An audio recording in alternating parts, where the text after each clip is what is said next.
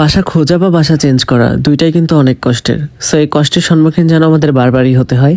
আমরা আবার বাসা দেখতে গিয়েছিলাম টঙ্গী কলেজ গেটে। যেহেতু আমরা মালিকের বাড়ি কলম্বিয়া থাকি, তোমরা সবাই জানো, এটাও গাজীপুরের ভিতরে, কিন্তু ওখান থেকে আমাদের ভার্সিটি করতে অনেক অসুবিধা হয়, অনেক যানজটের সম্মুখীন হতে হয় এবং ডিস্টেন্সও অনেক বেশি। তাই আমরা ডিসাইড করে ফেলছি যে আমরা টঙ্গী কলেজ গেট থাকবো। আর কলেজ গেটে গিয়ে বাসা খোঁজা অনেক কষ্টের ব্যাপার ছিল, কারণ আমরা দুইজনেই স্টুডেন্ট, আমাদের বাসা খোঁজাটা অনেক টাফ। একটা ভালো ফ্ল্যাট নিতে গেলে অনেক বেশি অ্যামাউন্ট হয়ে যায়, আর সেই অ্যামাউন্টটাও তো আমাদেরকেই বহন করতে হবে। যার কারণে আমরা যে রেঞ্জের ফ্ল্যাটটা নিব সেই রেঞ্জের ফ্ল্যাটটাও আমাদের খোঁজা অনেক দরকার হয়ে গেছিল। College gate, Shafiuddin road, Muktarbari road এবং হোসেন মার্কেট রোড, আরো ছিল সুরতরঙ্গ রোড। এমন কোনো রোড নাই যে আমরা বাদ রেখেছি। রোডগুলো শুরু থেকে শেষ পর্যন্ত এমন কোনো বাসায় টুলেট নাই যে যেই বাসায় আমরা যাই নাই। যতগুলো বাসায় টুলেট লাগানো ছিল সবগুলো বাসায় আমরা চেক আপ করেছি, কিন্তু সবগুলো বাসা আমাদের রেঞ্জের বাইরে ছিল, অর্থাৎ 25,000, 30,000, 20,000 এরকম রেঞ্জের ফ্ল্যাট ছিল। আর এত টাকা দিয়ে আমাদের পক্ষে ফ্ল্যাট নেওয়া একদমই পসিবল ছিল না। তোমরা জানো জেরিনও টিউশনই করাই, আমিও টিউশনই খুঁজতেছি। আমরা দুজন যদি টিউশন করে আমাদের বাসা ভাড়াটা জোগাড় করতে পারি, এটাই আমাদের জন্য এনাফ, কারণ আমাদের পড়াশোনার খরচটা আমাদের ফ্যামিলিই বহন করে। আর যারা আমাদের মতো স্টুডেন্ট তারা তো বুঝতেই পারতেছে যে সব খরচ বাবা মার থেকে নিয়ে নিয়ে চলা যায় না। একটা বয়স রেঞ্জে গেলে তখন আর চাইতেও লজ্জা লাগে বাবা মার কাছে যে বাবা এটা দাও খরচ, বা মা এটা খরচ দাও, তখন একটা লজ্জার বিষয় হয়ে দাঁড়ায়।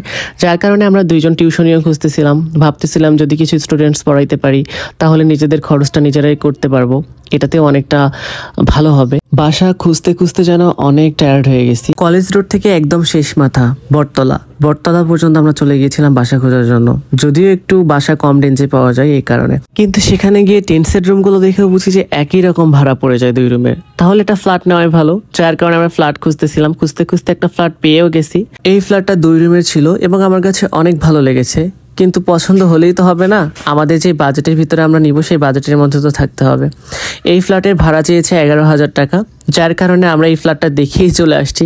এই ফ্ল্যাটটা নেওয়ার সৌভাগ্য হয় নাই, কারণ এত বাজেট দিয়ে আমরা ফ্ল্যাট নিব না। আমাদের যেই ইনকাম আছে সেই ইনকামের ভিতরেই তো আমাদের নিতে হবে। বাসা দেখতে দেখতে অনেক টায়ার্ড হয়ে গেছি, তাই আবার বসে একটু রেস্ট করলাম। এরপর ভাবলাম যে কি করা যায়। 2টা বাসা পছন্দ হয়েছে, তো এই 2টা বাসার ভিতরে ভাবতেছিলাম যে একটা বাসা কনফার্ম করব। একটা বাসা ছিল কলেজ রোডের শেষে আর একটা ছিল শফিউদ্দিন রোডের শুরুতে।